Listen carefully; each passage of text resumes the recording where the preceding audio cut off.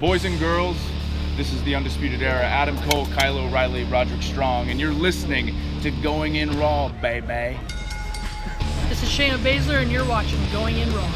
This is the knockout artist, Cassius Ohno, and you're Going In Raw.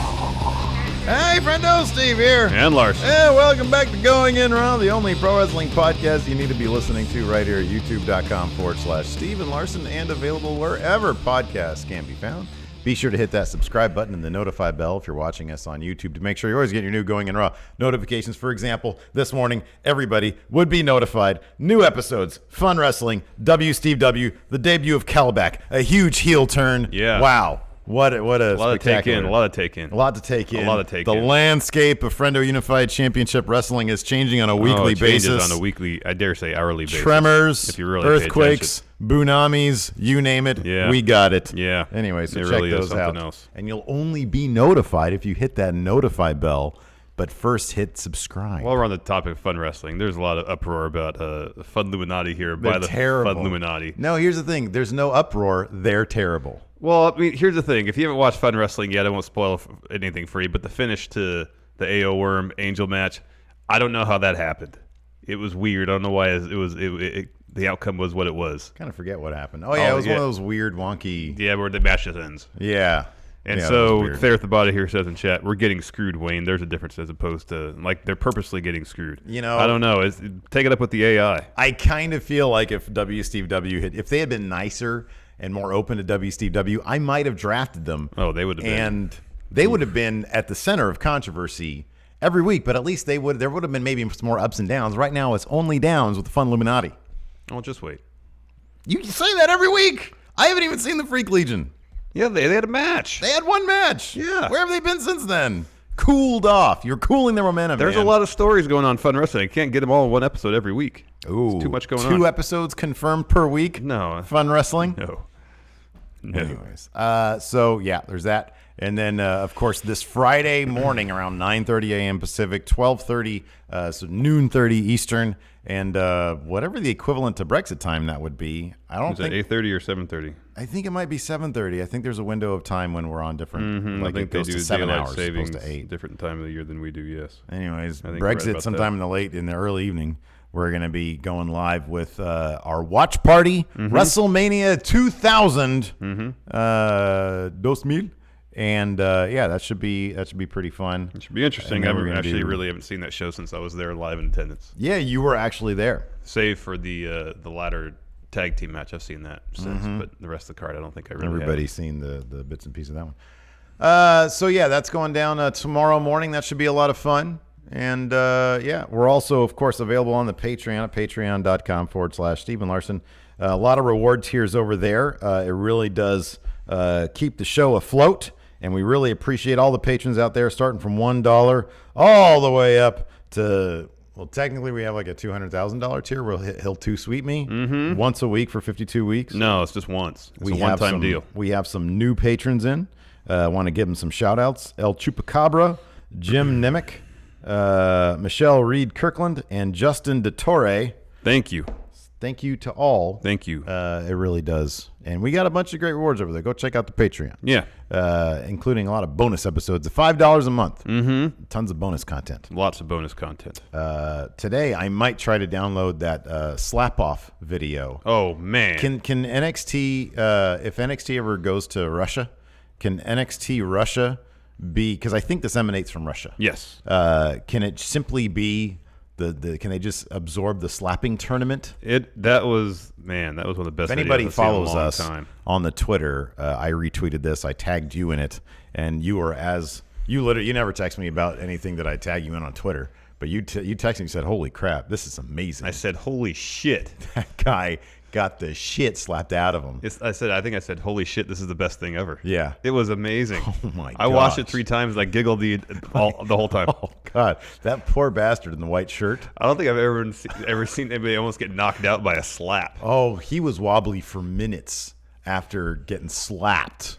It was something His else. brain wobbled a little bit inside it was that shaking head in of his skull. Oh, my gosh. Because he delivers that first slap to the guy on the left, and you're like, wow, that's a slap. So you see all the sweat and stuff come off Yeah. his face, and the other guy just like rears back and basically cold cocks the guy with an my open God. palm. He did and this the guy first. Stumbles. He did this No, that was first. the second time. On the second time, yeah, on the second time. He sized him up the second time.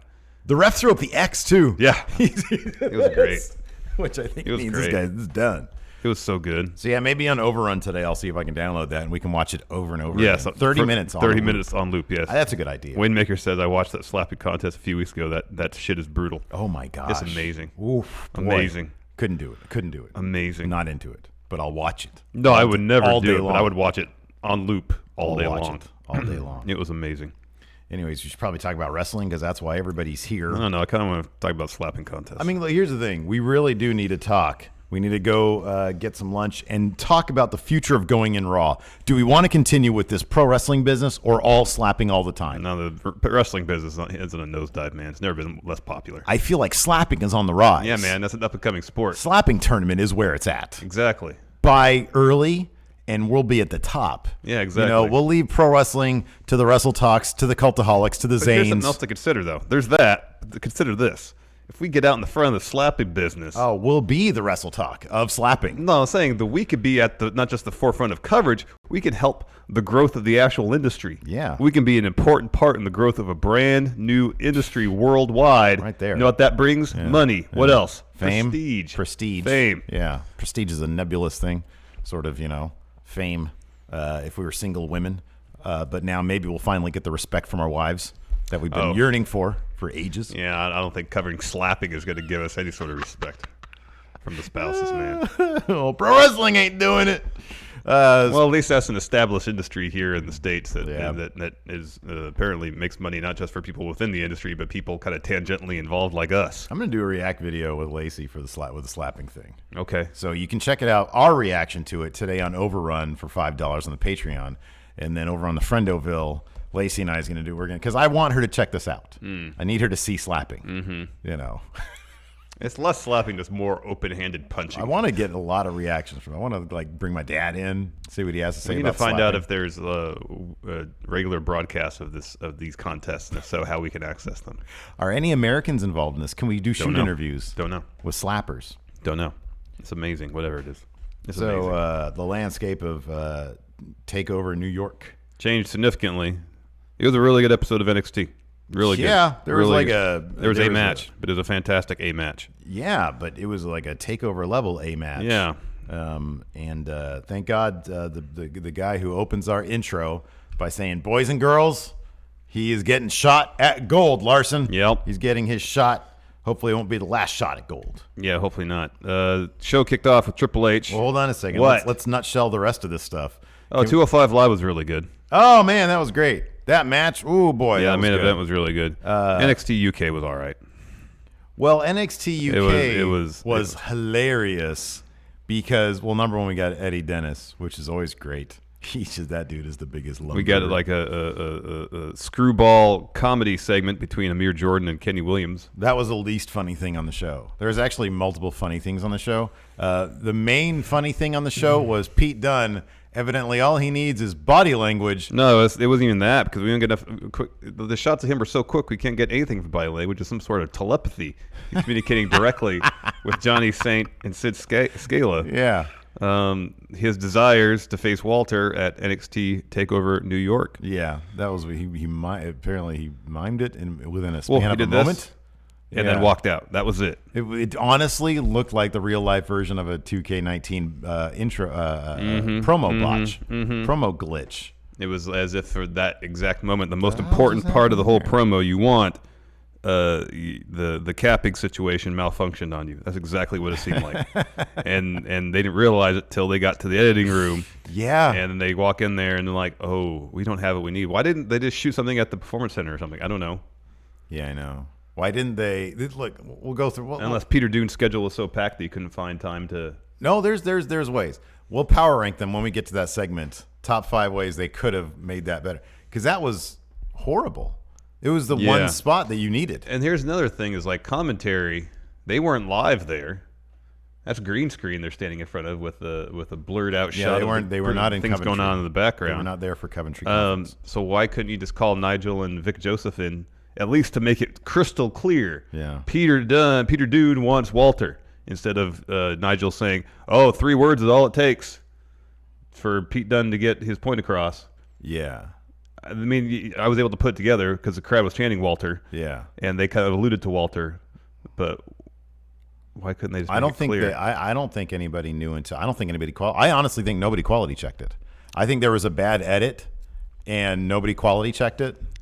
I think that's what happened. Yeah, no, I think they. But I don't know. I thought don't they do live to tape there? You would think. I don't know. I don't know if they do live to tape. I don't know how they do it. They just sit there and edit together the entire thing. They might. I don't it's know. It's an hour long. That's a lot. I would think they do live to tape. They might. But if easier. that's the case, yeah, there's still ways around it. Just ditch that whole opening segment and have it at the Performance Center or something. Anyways, yeah, let's kick things off with NXT. Yeah, Triple H comes out, drops a promo. He's holding that NXT title. He says Ciampa's hurt, has to have neck surgery. In fact, he's already had it, and as such, has to vacate this title. And then he announces there's going to be a... Oh, well, that's what? interesting. I'm sorry. Sean Lindsay says Pete Dunne did say, "Give me Walter." It was fine in the live version at UK time. So evidently... So Julie Slattery says, "Give me Walter." So evidently the live broadcast of it, like when it was live on the network, he said it like it was actually said. And then in the VOD, it's not that there. Should be the same exact thing, though, because it's taped. It's not like it's actually broadcast live. I don't know how their system works, but... Was there like someone yelling a curse word during the Peter Dunne saying, "Give me Walter"? And they decided to cut. I don't know. I'm just trying to make some sense of it. I mean, what they're saying is yesterday when it went live. I understand. Yeah. I understand. I don't mean like maybe. What I'm saying is like maybe they did the live one, caught something they didn't like, and in a rush, just cut it out. Oh, I see what you're saying. I don't know how else to explain it. Because they happened across the board. That's not a glitch. I thought I literally thought it was a glitch in my network. And I kept on rewinding it, and then when somebody tweeted at us, and then you tweeted, Patrick Sparks said it happened to him and happened to me too. I kept my eyes open for it. No, that definitely is not a glitch, because a glitch wouldn't have happened. I wouldn't think the same spot for everybody. Well, I don't know. There had to have been some sort of, and it was too like clean to be a glitch. It wasn't clean though. It really. I mean, I get what you're saying, but I don't know. It was just a really. Like, would the glitch be the exact thing they actually want to keep in? Yeah, I don't know. And to cut from Peter Dunne to Sid Scala and Johnny Saint back to Peter Dunne, like just the way it was orchestrated, didn't feel like a glitch. I mean, it was a really bad edit then. Yeah. Yeah. I know, it just felt like they cut out whatever Pete Dunne said, because Jonathan Jones here says the mobile version did work. I haven't looked at it on my mobile. that's so weird. Start talking about NXT. I'm gonna That's look so up weird. my mobile. Anyway, so yeah, Triple H comes out, says there's gonna be a fatal 5-way to determine Johnny Gargano's opponent for Takeover. He said, he prefaced the whole thing saying, a lot of people work really hard for years and years to get here to NXT. Yeah. And dreams come true in this ring. Also, dreams can be taken away. And then he said, Ciampa's hurt, surgery, title's vacated. He said, I was going to come out here and announce the main event for Takeover New York, Gargano versus Ciampa. Not going to happen now. So, fatal 5-way to determine Johnny Gargano's opponent for Takeover. Participants: Adam Cole, Ricochet, Velveteen Dream, Matt Riddle, and Aleister Black. And then the winner of that match will take on Gargano at Takeover in a 2 out of 3 falls match, because there must be a decisive victor. Yeah. So that's cool. Oh, here we go. Very exciting. Here we go. All right. I got it here. I'm All going right. to turn up too loud because I don't want to get Exactly. I'll keep copyright talking. striked. After that, Look at Johnny Saints staring at him. He's like, who is this guy again? Oh, he's got the mic. He's got the mic. got the mic. Is there going to be the weird cut, or is he going to talk? Let's see. It's already longer than it was on our broadcast.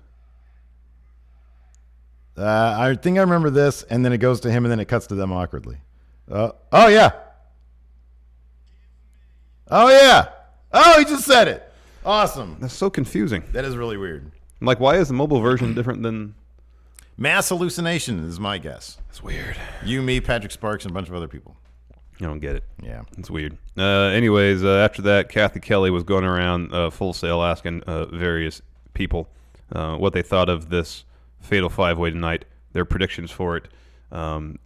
First interviewee was Kona Reeves. Hadn't seen him in a long time. I know. On NXT TV, anyways. Yeah, he didn't really seem to care much about We this fatal five-way. saw a video of him hanging out with Dan Matha at the mall once. That was silly. But that wasn't on NXT TV. No, it was not. No, so he just said, yeah, they're all great, but none of them are the finest.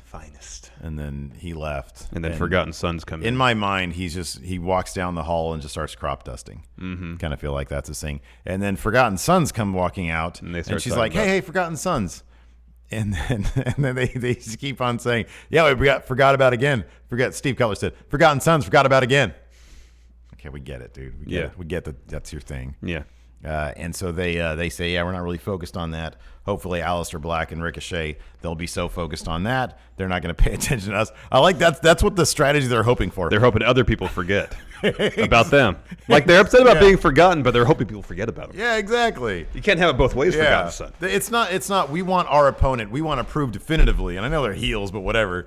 We want to prove definitively. Like, you think their gimmicks Forgotten Sons, they want to be remembered for being the best. Yeah, not that they want to. They want to slip in past people's minds. You can't be forgotten about when it's convenient for you, Forgotten Sons. Either remember to be forgotten. Choose your path. Yeah. After that, they talked about. And then we got to hear Jackson Riker speak for a second. Yeah, for a second. Although I forget what he said. Yeah. Anyways. Oh, he probably said like "Forgotten No More" or something like that. I think he said.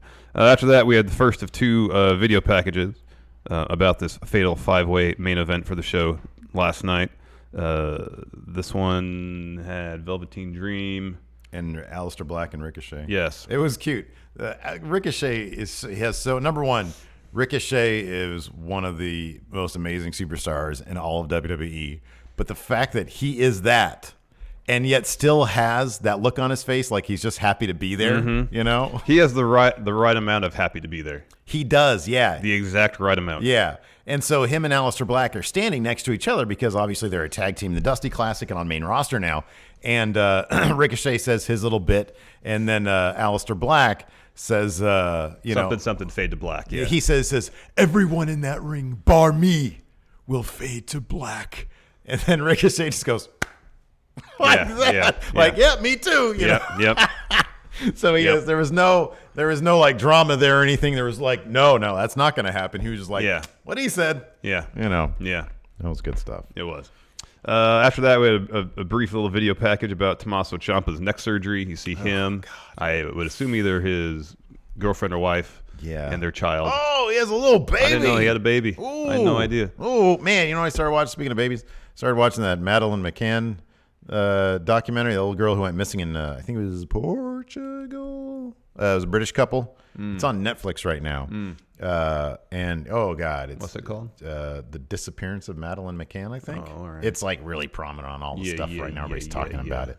But it's one of those things. Not necessarily because the parents are stupid, because they let their kids sleep alone in an apartment, like a resort apartment, within eye shot of the restaurant they were eating at with some other friends. And then they had a system where every 20 minutes they'd get up and go check on the kids. Yeah. And somewhere in those windows of 20 minutes, somebody came in and swooped in through a window and grabbed a 3-year-old. Oh, man. It's really tough to watch. Yeah. Anyways. Yeah, that's tough. Yeah. But yeah, he has a little baby. And then the tough thing for me to watch was these x-rays of the bone pressing against the spinal cord. No, it was the disc. Yeah, the disc. Yeah. Whatever. Yeah. What are discs made of? There is a membrane, and there's like some sort of gelatinous substance on the inside. Oh, I thought discs were bone. No. Oh, learn something new every day. Dr. Larson back at it. And then if the disc is bulging, I guess there's some swelling in the disc, and then that can press, or the disc can rupture entirely, and that can collapse the vertebrae, or it can collapse on one side or the other. In any event, any kind of pressure on the spinal cord is bad. That sounds You're horrible. talking pain, you're talking potential nerve issues, strength issues, yes. That's horrible. So anyways, they got him through surgery.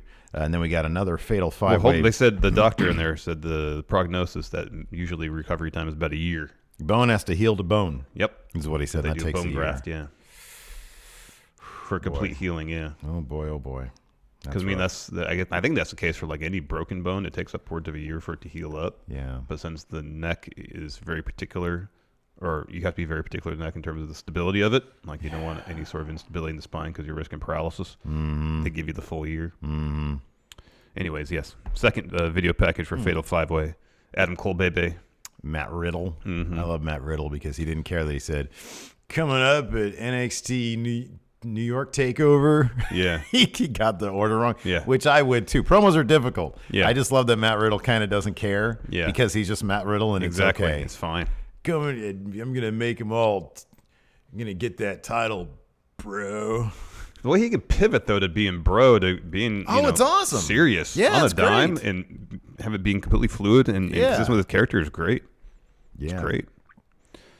After that, we had Kathy Kelly going up to Kairi Sane and Io Shirai during a photo shoot and asking them their thoughts on the Fatal 5-Way tonight. They stopped short of making their actual predictions for match, though. They did. They said, we're just really excited for it. They want good wrestling. They want good wrestling. Who doesn't? And yeah, who can blame them for that? And then, Kathy Kelly pivoted to their own Fatal 4-Way coming up at NXT New York Takeover, and they were like, you know what? We're best friends, but we might have to fight each other. But may the best woman win. Yep. And we really both want the title. And then Bianca Belair comes in, seemingly with no reason other just to talk crap. She was like,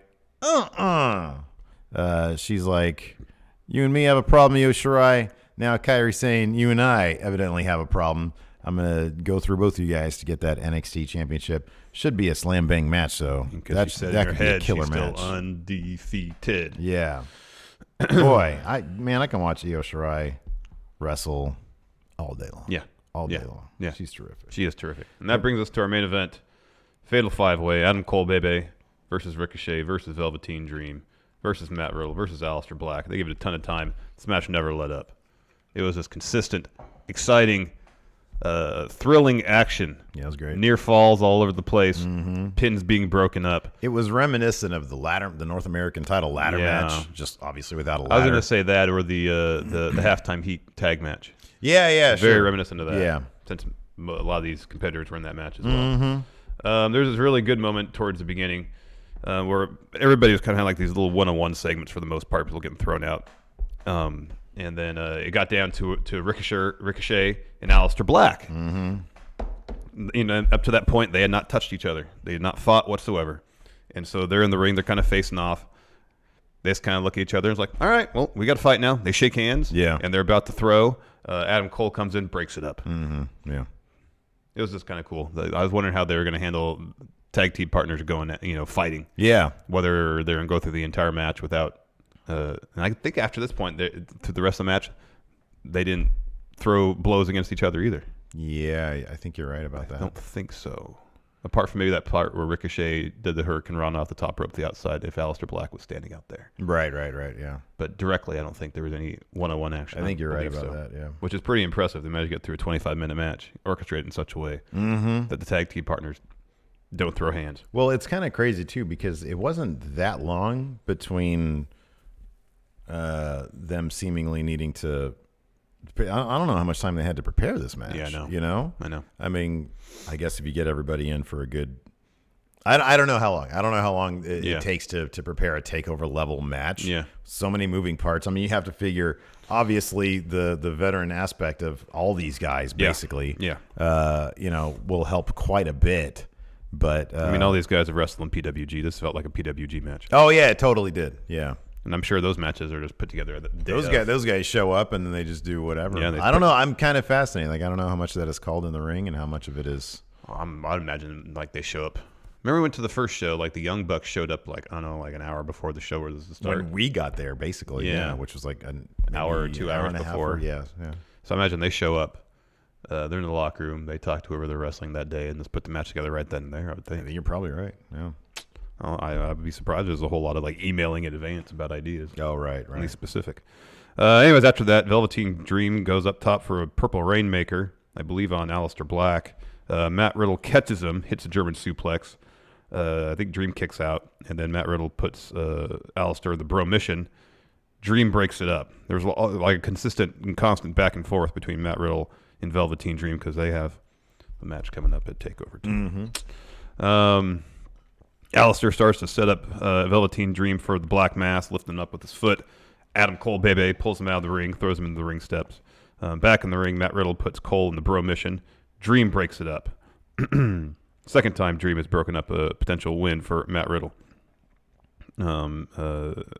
Superplex. They did the superplex thing where Ricochet's on the top and all the 4 other competitors lined up in a row on the second rope, all dropping him with the superplex.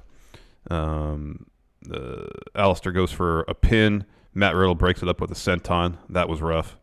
Adam Cole hits Last Shot 1.0 V1 on Matt Riddle, but he kicks out. Adam Cole hits Ricochet with 2 super kicks, goes for Last Shot 2.0, misses. Ricochet hits him with a reverse Rana. Riddle puts Dream in the bro mission. He's in it for a little bit. Adam Cole pulls the ref out of the ring, so the ref can't ring the bell if Dream is to tap out. Matt Riddle releases the bro mission, eats the black mass from Alistair. Velveteen Dream gets up, hits Alistair with the Dream Valley driver. Dream goes up top for the elbow. Ricochet hops up there, hits him with a Frankensteiner, tossing him on the floor onto everybody else. The finish saw Ricochet hit a shooting star press on Matt Riddle. Cole breaks up the cover with Last Shot 2.0, pins Ricochet, yelling at the ref to count the pinfall. Yeah. 3 falls. It's going to be spectacular. Mm-hmm. I cannot wait. Yeah, no, it should be great. Boy, that's gonna be a killer match. Heck yeah, man. What's your early prediction on that one? Well, there's one go home. I'm not going to say anything about it because I read something this morning about advertisements for future NXT shows that advertises matches for championships. Oh, okay. So I'm not going to say anything about predictions. Okay. Full disclosure. Mm-hmm. Well, that's a bummer, man. I know it sucks when that stuff gets in your head. Yeah, it's like, well, that just sort of it's like back when we'd kind of half pay attention to, like, I don't pay attention to betting markets anymore. Like, it just sort of ruins it for me. I might like the day before a pay-per-view or something like that. And that's less to spoil finishes and more to see if my predictions are in line with the betting odds.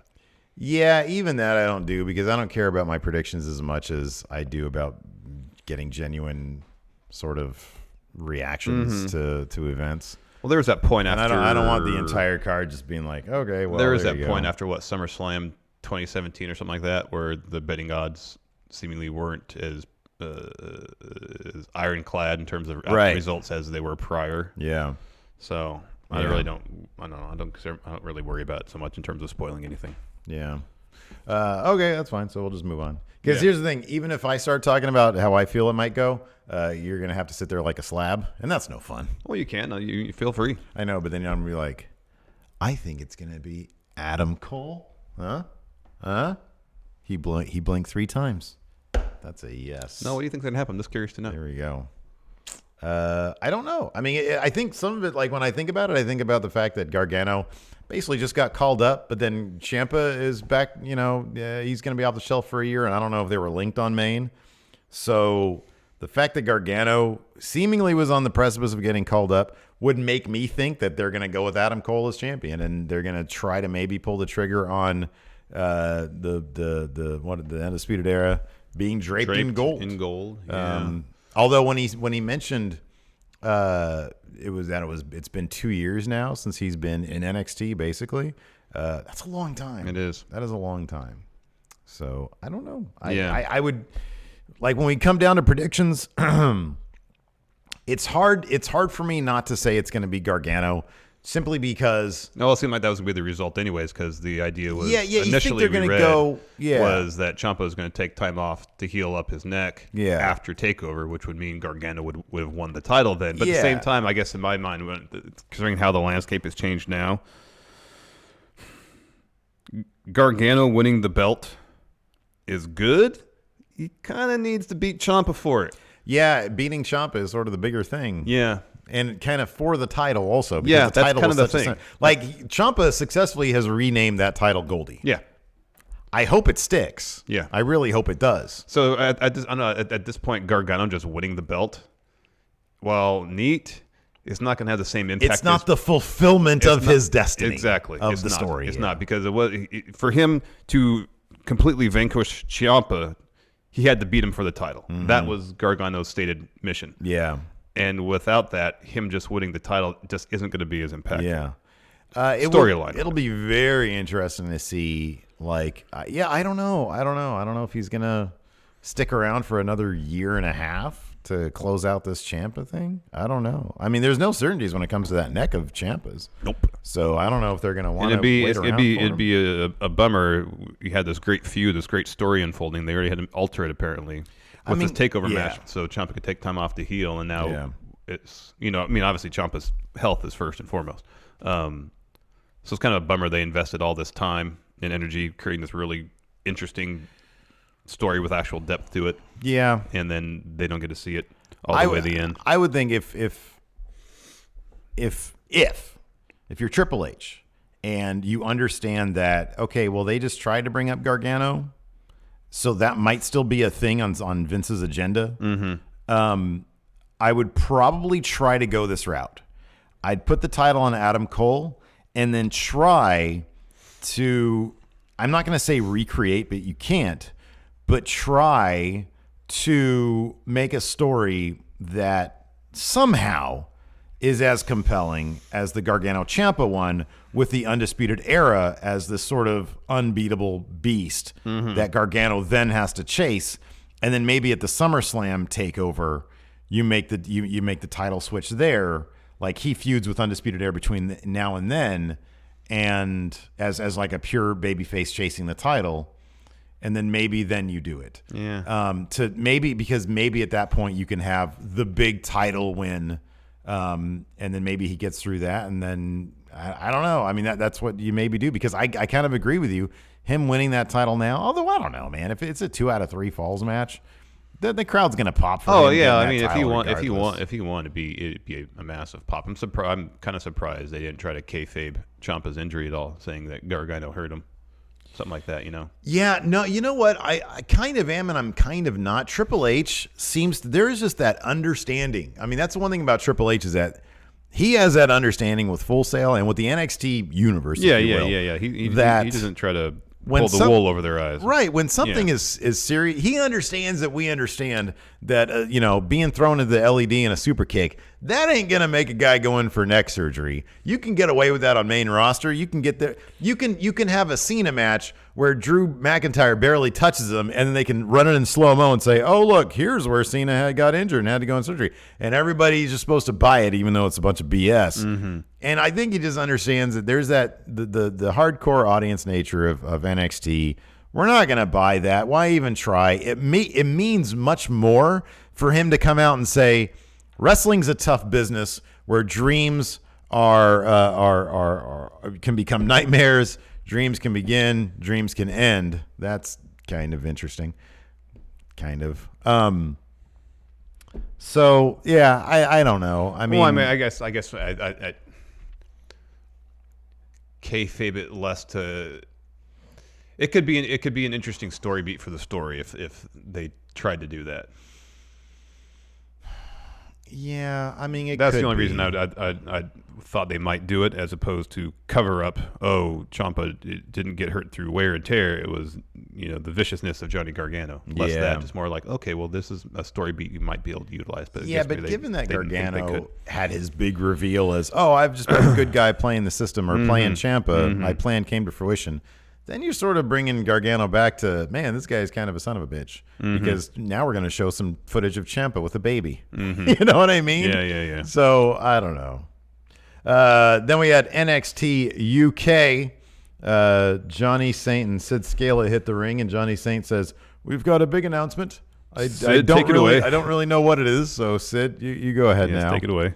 So Sid Scala got on the mic, and he said that they've talked to William Regal. And they have been cleared to have an NXT title match at NXT New York Takeover. Yes. And then, of course, the Bruiserweight comes out. And as we were able to confirm, he actually did say, I want Walter. Yeah, that was Walter or something like that. It's weird how the app version just didn't work like the mobile version, apparently. It's strange. I don't know. It's weird. So anyways, entire crowd is into that. They chanting, Walter, Walter. Yeah. And after that, we had a Tony Storm interview talking about Jenny. She kind of said that eventually said that Jenny was born with a silver spoon in her mouth. She comes for money. Tony Storm doesn't. and she says like this gold's the title that I earned. Like Ginny's just used to the gold that her mom and dad bought her. So, yeah. And then she goes downstairs. Rhea Ripley comes upstairs. The camera starts to go down. She says, "Bring that camera back up. Keep filming me." Yeah, and then she talks a bunch of trash about Xia Brookside. Yeah, I saw what she said, and now I'm gonna bully her.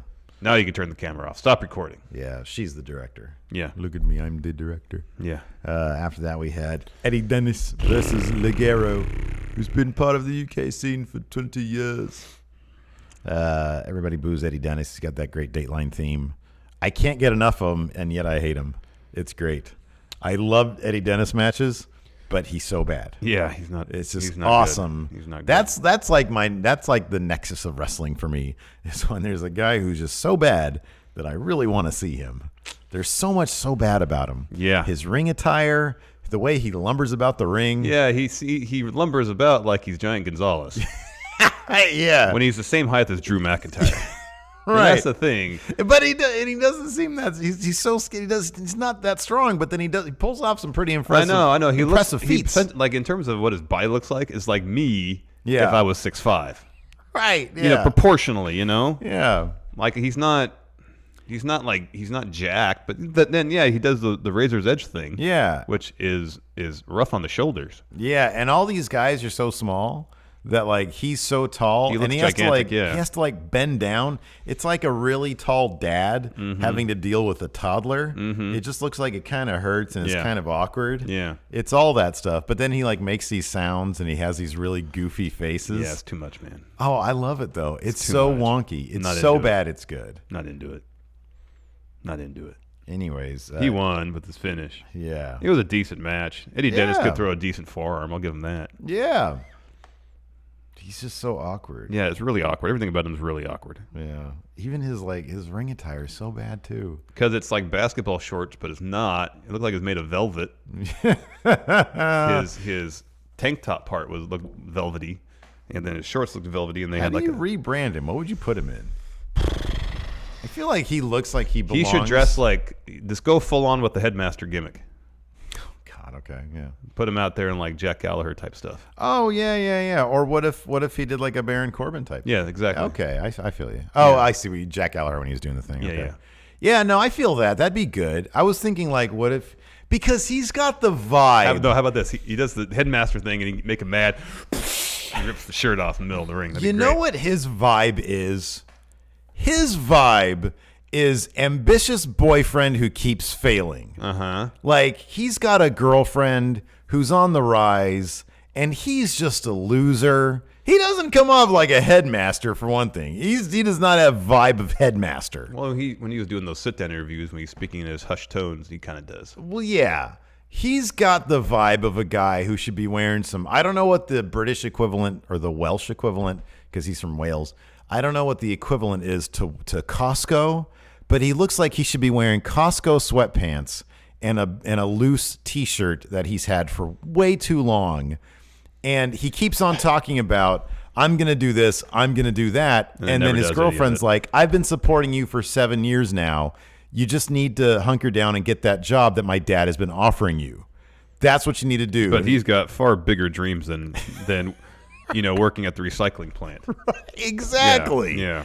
But he has to wear, like, his ring attire should be couch gear. What do you wear when you're on the couch? Basically what I rolled up in here today. Yeah, sweats. I've pretty got much. my gray sweats on and my tourist Lake Tahoe hoodie. I've only been there once. Lake Tahoe's beautiful. It's amazing the one time I went there. And then I was at Winco the other day buying stuff, and somebody says, oh, man, I wish I was in Lake Tahoe right now. And I was like, I guess. I'm not going to tell you, like, where to go. I went there. And Oh, it's lovely. it was lovely. I think it's snowing right now there. Maybe. Anyways. It's lovelier in my estimation during the summer, but it's lovely year round. But, dude, I'm telling you, wouldn't he make total sense in these gray sweatpants and, like, a raggedy-ass shirt? I've just got to raise enough money to get a Twitch streaming set up. All you need is a webcam. I got you a webcam. It's a perfectly good one. I can't figure out. I don't know who the driver is. Yeah. I still need the mic. I still need the mic. The webcam has a mic. Only amateurs use the in-camera mic. I'm not an amateur. I'm a professional. I'm a professional. No, you're not. You don't look like a professional. Oh, man. Next, we had a little comedy sketch with Amir Jordan and Kenny Williams at the United Kingdom Performance Center. Kenny Williams is doing, I don't know what they're called. I see them when I'm at the gym when they run the CrossFit videos there, where you kind of do it, you swing your body, do a pull-up, and then raise your whole body up. Yeah. I don't know what they're called, but Fancy pants. It seems to be a CrossFit thing. He was doing those, and Amir Jordan saying, hey, we've won a couple matches now. The losing streak is over. We're ready for a title shot. And Kenny Williams says, hold on. See if you can do one of these first. And then we'll talk about the title shot. Well, he says, you keep on asking me to do stuff. Dancing in the ring, matches, which is only 2 things, and one of them was literally at that point. I mean, the other one is his job. He's having matches. And he says, tell you what, why don't you train with me, and then I'll talk about it. I'll do that. Yeah. And it was a really corny segment where Amir Jordan, who is impressive physically, can't do anything impressive physically. Yeah. After that, we had my favorite UK tag team. I'm sorry, my second favorite after the grizzled young veterans, Stoker and Howley, the Metro Brothers. Yeah, they're back. The Metro Brothers / NWO Jay White. Yes. Appeared to take on the new tag team of the apropos named The Hunt. Yeah. The team of Wild Boar and Primate. Yeah. Squash match. One of which is the hunted and one of which is the hunter. You can look at it that way, yeah. Primates, they're not really hunted. I mean, unless you're talking about assholes with guns. Yeah, I think that happens. Yeah, that's horrible. Yeah, it is. That's terrible. Yeah. But primates. In nature, yes. In nature, generally, are the hunters. Yeah. Wild boars, I know they probably hunt. They do. Smaller animals. Yeah. But they also, themselves can be hunted. Yes, I understand. They're delectable. They're delicious, right? Because they're basically pigs. Yeah, they are pigs. Yeah. Oh, yeah, I've had wild boar before. You have? Yeah. Delicious? Yeah, it's good. Never had it before. Yeah. Interesting. Used to be able to go to, remember Fuddruckers, that burger place? Oh, yeah. They used to have boar there. Oh, okay. Boar burger. Yeah. Cool. So yeah, they won. Yeah, because that was obvious. Yeah, because they've been promoting the Hunt for weeks now as a tag team. No Dan Mathis, no NWO Metro Brothers, not so much. Not so much. No. After that, Ashton Smith taking on Cassius Ohno. Man, are they literally just sending Cassius Ohno out around the world to be player coach? To be player coach and to be gatekeeper? Seems that way. Because Travis Banks is totally going to beat him. Oh, yeah. That's so annoying. I know. That is so annoying. I know. Ashton Smith did not beat Cassius Ohno, though. No. But of course, that's just the standard formula with Cassius Ohno. Yes. Give me a break. Can you send this guy the other way? Can he get in the Andre the Giant Battle Royal? Can that just be the thing where people either go... just give him a WrestleMania moment. I know. Because I feel like they're never going to get it. I know. Every day is an inch further away from being on main roster, and it just bums me the hell out. Me too, because he's fantastic. He's so good. He's fantastic. Anyways, he beat the crap out of Ashton Smith. Yeah, he won with the ripcord elbow. And then he helps him up after the match, offers him a fist bump. Which is a good little bit. I like that they carried over the fist bump, the bro thing. From NXT. NXT. I really like that. Mm-hmm. And then he just ends up laying him out with another elbow. I like this, though. Travis Banks runs out to check on him as Ono's going up the ramp. Ono thinks Banks is occupied with Ashton Smith, so he starts creeping back towards the ring as if he's going to attack Travis Banks.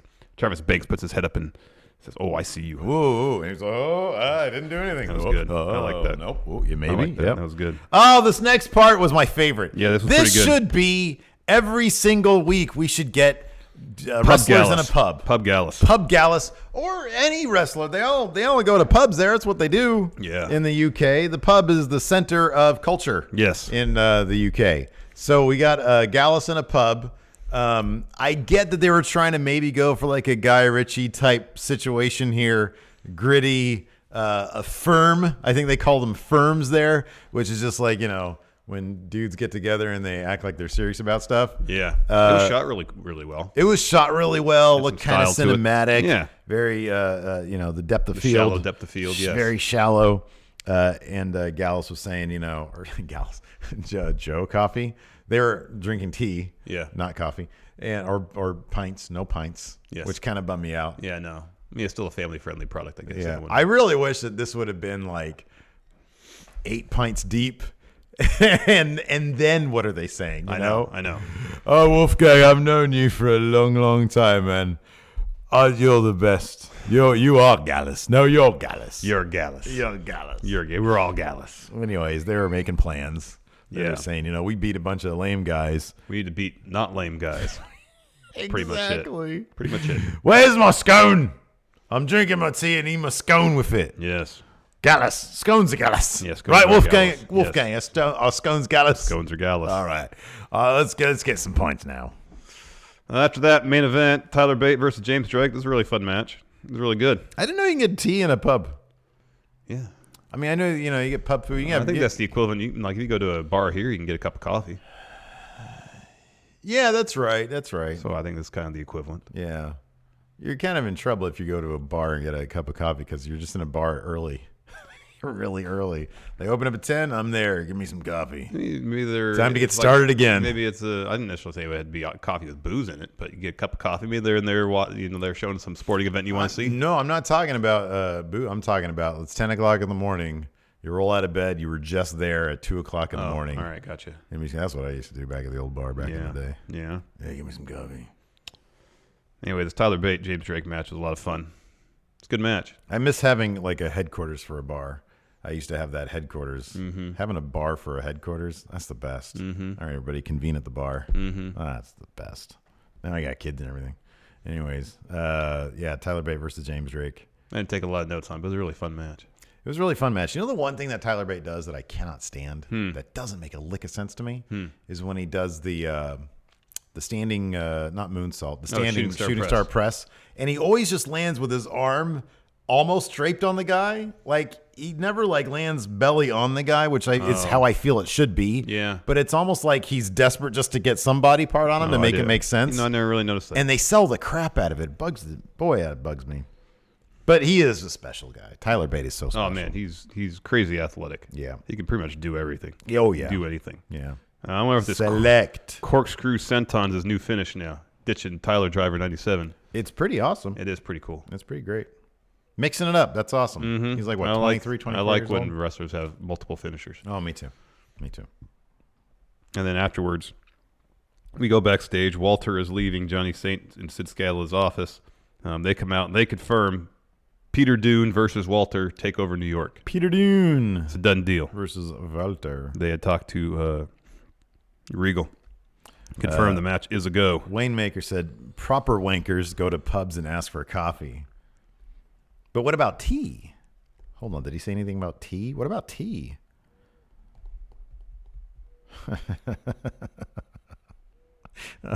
Oh, man.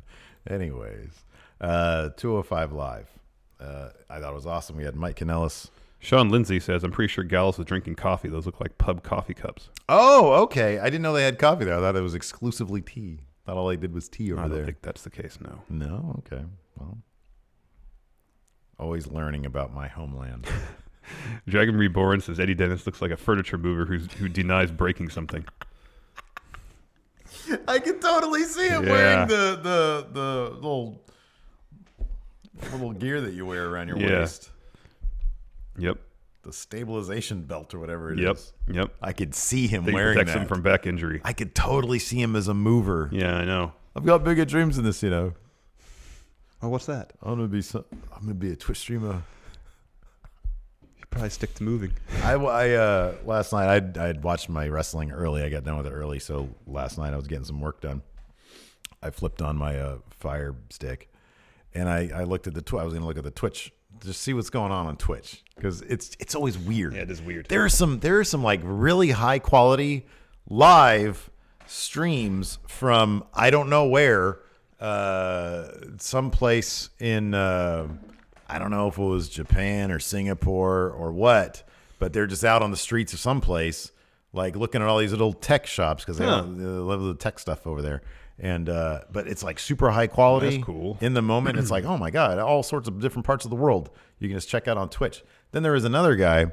There is such a deep like world of Grand Theft Auto online like role play type stuff. Yeah, I saw something about that. Yeah.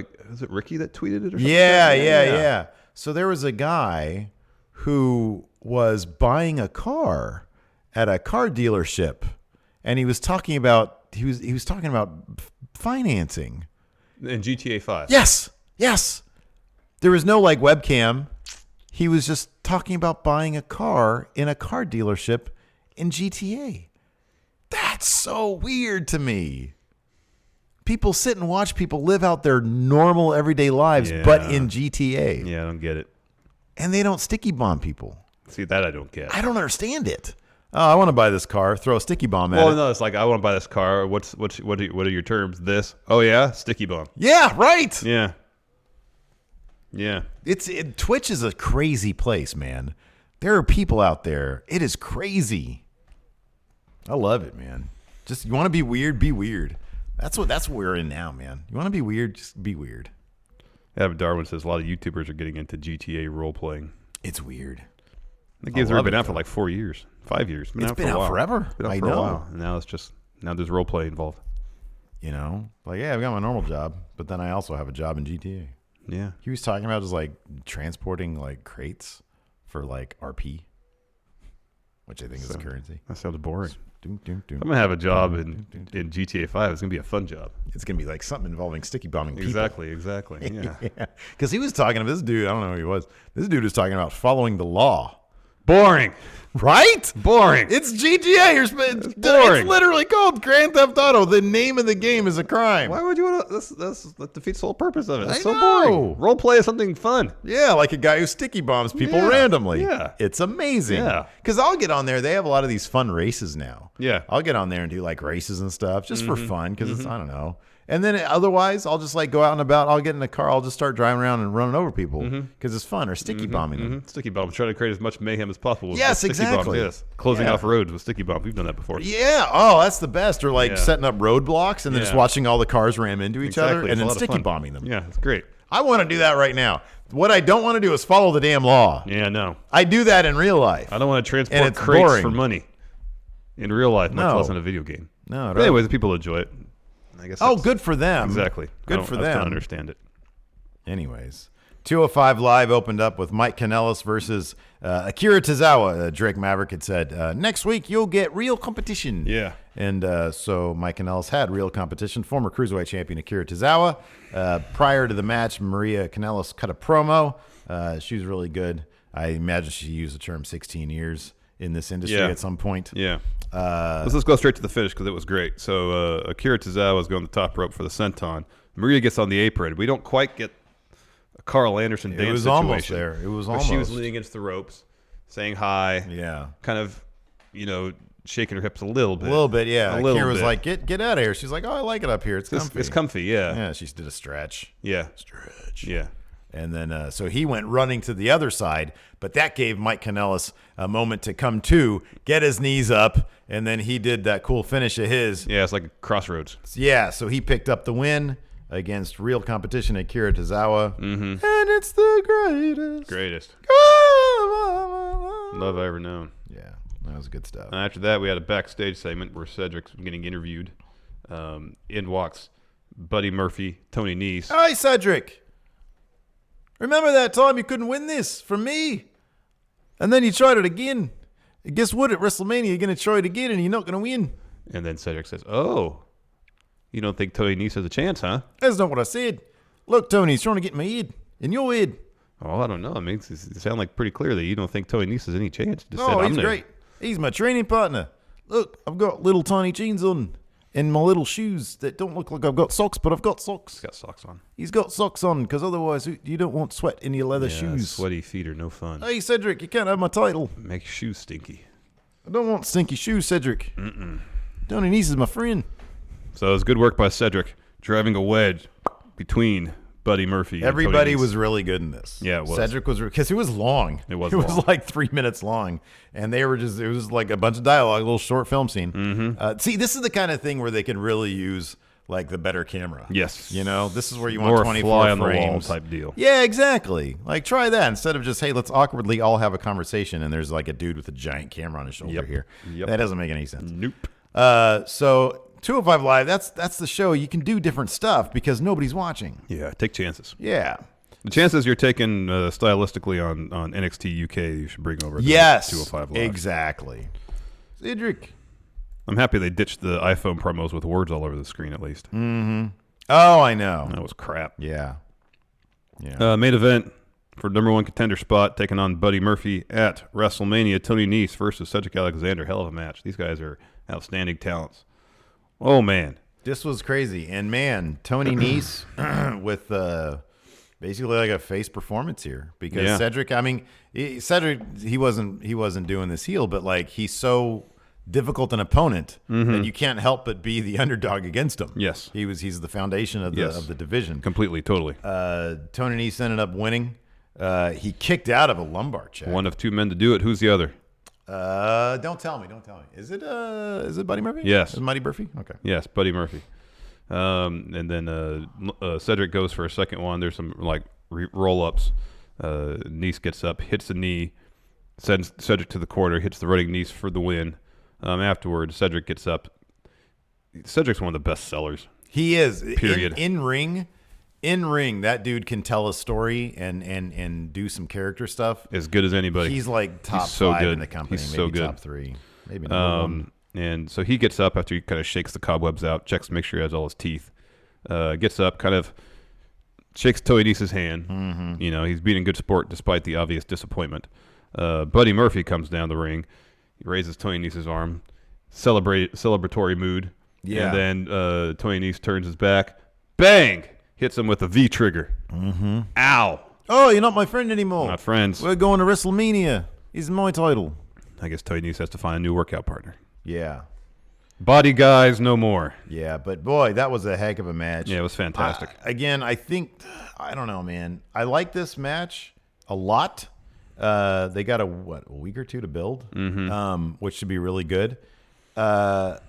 Cedric needs to go to main roster. Mm-hmm. He really should be going to main roster. There's nothing else for him to do on 205 Live. Commentary tried to push the idea that even if Cedric loses, he's still in a good spot because he's the standard bearer for 205 Live. But he needs to go to main roster. I think Tony Nese could be a fantastic babyface on 205 Live. And Cedric is just, he's ready for that next step. Yep. We've seen how well Mustafa Ali's done. I think Cedric can have the same kind of ceiling.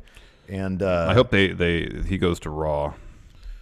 Yeah, I hope he does too, because I think he can fill the same spot that Mustafa Ali is in on SmackDown.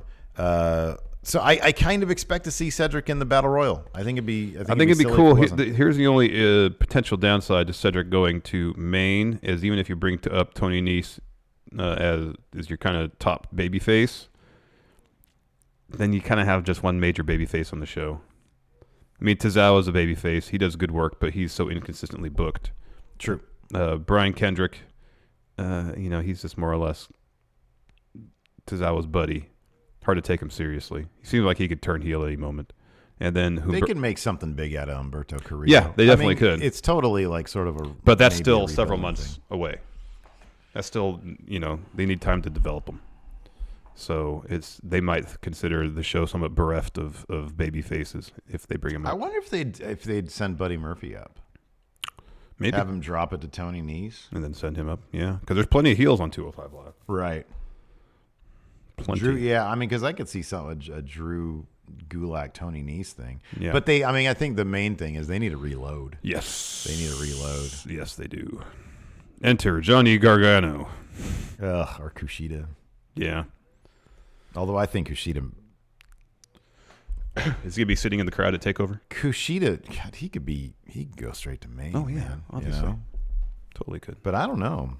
NXT has such a great wealth of talent. Do you want Kushida on main? Yeah, maybe he wants to, or maybe he wants to. Could you imagine Kushida? Can you imagine like Kushida versus Ray and Almas? Oh, that'd be great. Like a feud with those three guys. Holy moly! That'd be something else, man. Wow. Let's do some questions. Sam Devison, who do you think is more likely to lose at Mania, Kofi, Becky, or Seth? Oh man, we'll go to talk about that on. We talk about that endlessly. Okay, so who's most likely to lose? Yeah, Kofi, Becky, or Seth? I'm gonna say who's most likely to lose. I think it'd be Seth. I think they can kick that one to Saudi Arabia the way they did with Roman last year. I'm gonna say Becky at this point. They've been booking Ronda really strong as a heel. Jeffrey Nguyen says AO Worm got screwed on Fun Wrestling. I don't know how that finish happened. It definitely was not planned. Joe Juarez says Walter in a slapping contest. Ooh. Oh, look at this slap right here. Oh. Oh, man. KO. Oh, so good. Yeah, Walter should ditch the pro wrestling into professional slapping.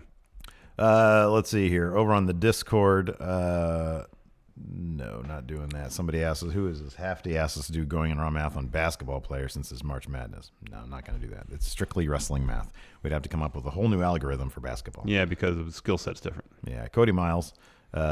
Chances of winning New Japan Cup. Steve here has a 50% chance of winning the New Japan Cup predictions. Zoid has a 25%, and K-Realm has a 25% chance. 1 and 4. Well, you picked Ishii, right? I picked Ishii, but I think it's more along the lines of like total points, right? Yeah, total points. Who's going to make it to the finals? Yeah. Yeah, because I don't think Ishii's winning it. Let's see here. RJ Meltzer points out the news that you were looking at earlier. Ali is going to All Elite Wrestling. Yeah. Sammy Garcia says Eric Bugenhagen in the Andre Battle Royal, yes or no? Too early for him. Those spots can be taken by people who've been around longer, deserve Like it more. Cassius Ohno. Hafty, Orange Vanilla Coke, yay or nay? No. Not into it. No. Steven Garcia, what if in a situation where a belt is vacated, like the Intercontinental title of the U.S., they turn it over to the women? So say like the U.S. title is vacated for whatever reason, they make it the women's mid-card title. I'd be fine with that. Yeah. Cody Miles, do you think Kyle O'Reilly wins the Evolve Championship at Mania weekend to further the Draped in Gold story? Oh, that'd be cool. That's a possibility. I would actually really like that. Like, send out Roderick Strong to, I don't know, somewhere. Have him win the gold there. Yeah. Then they just show up with like different belts. From different promotions, yeah. Yeah, that'd be cool. Steven Garcia, you guys noticed No Way Jose wore a Pentagon Junior mask. Yeah. Yeah. It's pretty funny. Jimmy Thomas, math on the Freebirds. Oh, wow. Well, all my paper's gone over here. Got some paper over there. Let me try it here somewhere. Yeah, I can do this. It's the greatest. Ring promo look. In ring. They're all right in the ring. They're like six in the ring. Yeah, 6 is good. Promo. I mean, Michael Hayes is a good promo. I'd give him they did a music video. I'd give him an 8. They had their own theme song, too. Yeah. Look. Okay, so do we By go, the definition of the 80s, it's like a 9. Yeah, I know. By the definition of now, it's like a 3. So what's the average? 6? Yeah, 6. 6. Legacy is pretty high. They have a rule named after him. They do have a rule named after him. I'd give him a 7 Legacy. Yeah, I think so too. Yeah, they're pretty iconic. Kayfabe. I think they won some titles. They're booked pretty strong. Who was booked stronger though? Them or the Von Erichs? I think they there's a lot of back and forth there, wasn't there? I think there was. And I mean that's just one territory. The Freebirds wrestled all over the place. True. But then in their later days, like WCW, they're kind of used as jobbers. Yeah. So I'd give them 7. 7.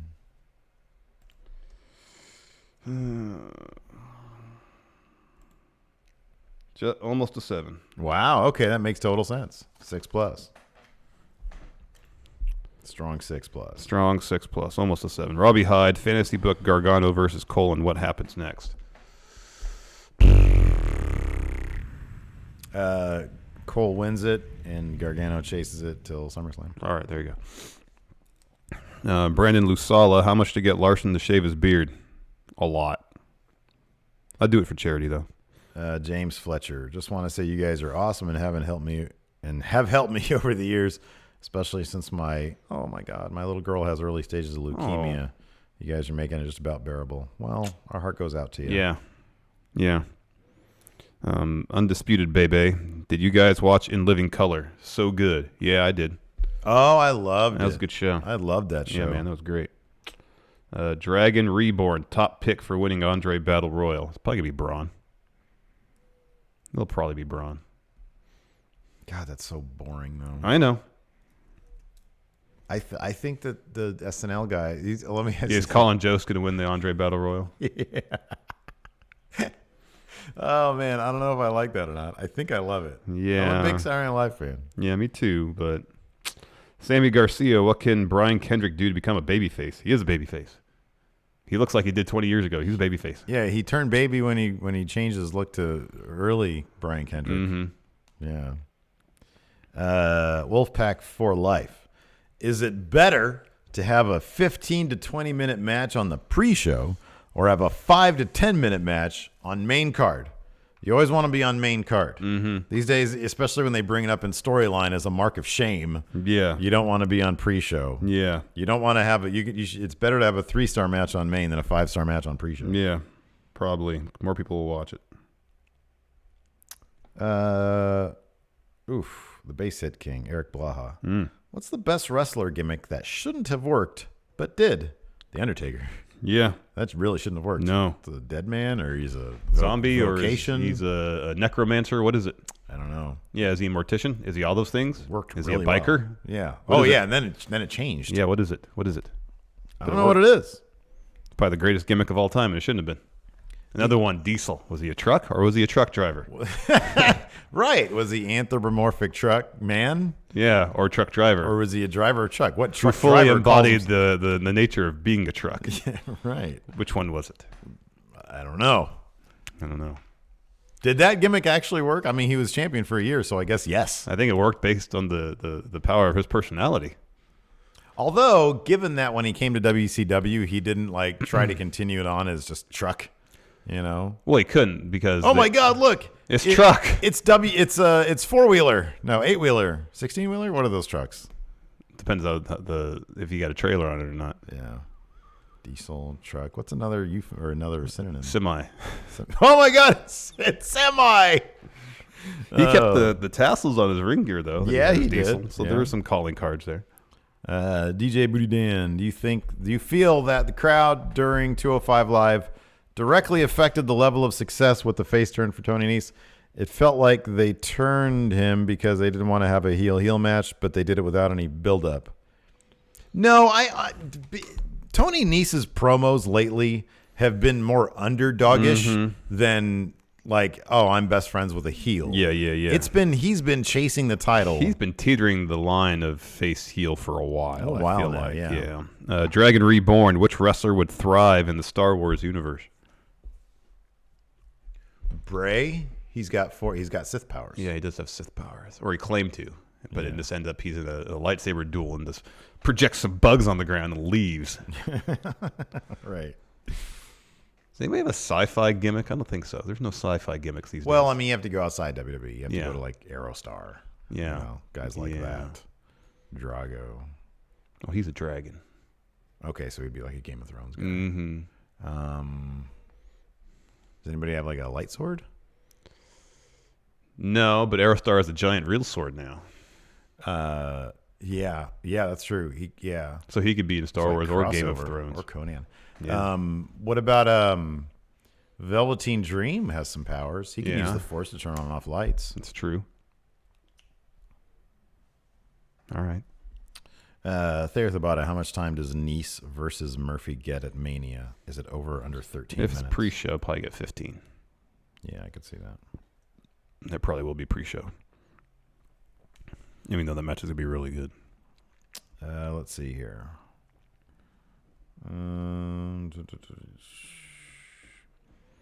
Cult of False Reality. Should we get more main roster talent coming to NXT for feuds? I would love to see that. I think that'd be pretty I neat. think it was really cool when Sasha and Bailey made an appearance. It feels special. I would love to see that kind of stuff. I'd love to. You wouldn't want to see Kevin Owens come down and interact with Undisputed Era. I know, that'd be great. That'd be awesome. Tommy Wiseau, yay or nay? Kurt Hawkins to win the WrestleMania Battle Royal. I'm going to say nay. He's going to win in a tag team match. With, I think it should be more. It should be. He should be pitting somebody to win a match for the first time in 3 years, or whatever it was.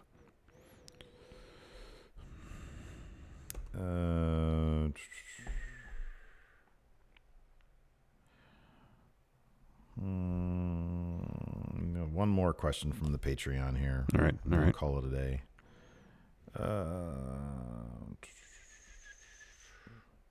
This hasn't been done before. I doubt it, but the Humidifier says War Games is the match of Undisputed Era. Could you see War Games match, the War Games match this year, being all for the gold, NXT North American and tag titles on the line? Undisputed Era ends the year draped in gold. That'd be cool. I think that'd be really cool. I think that'd be very special. I really like that idea. Yeah. So I'm going to say yay to that. Anyways, Thanks, everybody, for watching. We appreciate it. Yes. Patrons on Overrun, we're going to watch some slap videos, if I can find them. Yeah. We got some non-news about Cody Rhodes as well. Oh, that's right. Yeah. Yeah. Anyways, thanks for watching. Like, guys, later. Be a part of Going In Raw today at patreon.com/Steve and Larson. Starting at $1 a month, you can enjoy Going In Raw ad-free, gain access to the daily 30-minute Going In Raw post show, exclusive merchandise, and so much more. Support Going In Raw today. Click the link in the description.